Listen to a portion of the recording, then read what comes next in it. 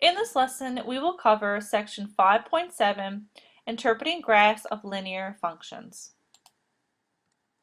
In this lesson, you will learn how to use intercepts, rate of change, domain, and range to describe the graph of a linear function.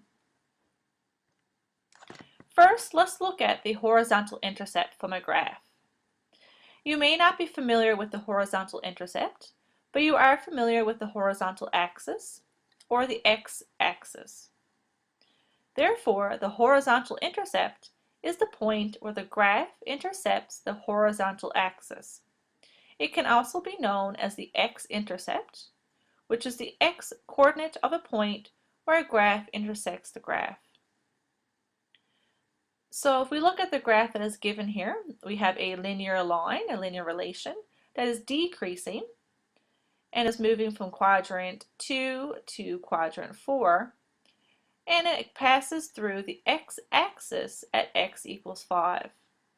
So therefore, the x-intercept would be x equals 5. The horizontal intercept can also be found from the equation by letting y equal 0, or if the function is written in function notation, if the equation is written in function notation, you would let f of x equal 0. So in our example here, y equals 2x plus 1, you put 0 in for your y and equal to 2x plus 1. And you will solve for the variable of x, which gives you a negative 1/2.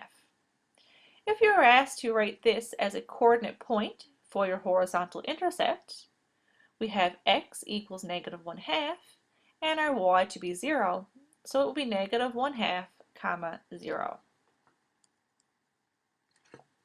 Next, the vertical intercept is the point where the graph intersects the vertical axis, and that is known as the y-intercept, which is the y-coordinate of a point where a graph intersects the y-axis.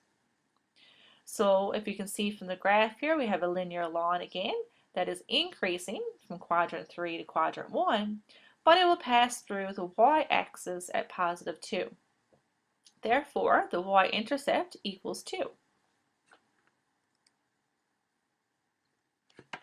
The vertical intercept, similar to the horizontal intercept, can be found from the equation by letting the x equal 0. So if you're trying to find the vertical intercept, you let the opposite be equal to 0, which is our x. So you put the 0 in for your x, and you're going to solve for the variable of y. So that goes 2 times 0 is 0, plus 1, y equals 1. If we have to write that vertical intercept as a coordinate point, it would be 0, comma 1. Next, sketching a linear relation. Graphing linear relations can be done by using the following methods. You can first find the horizontal and the vertical intercepts, like we just discussed. Or you can use the rate of change, which is the change in the dependent variable, divided by the change in the independent variable, and then use a vertical intercept with it. A minimum of 2 points are necessary to draw a line.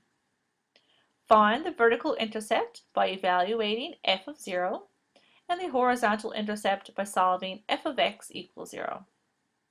Write the vertical and horizontal intercepts as ordered pairs.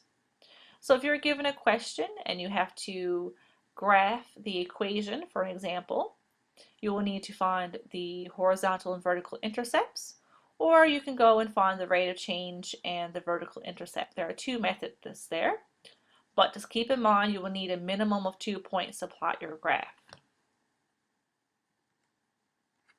The graph of a linear relation may have 1, 2, or an infinite number of intercepts. It depends on what you're given.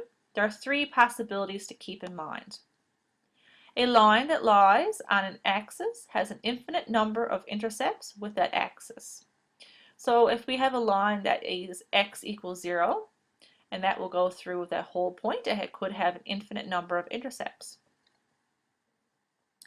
A horizontal or vertical line that does not lie on an axis has only 1 intercept.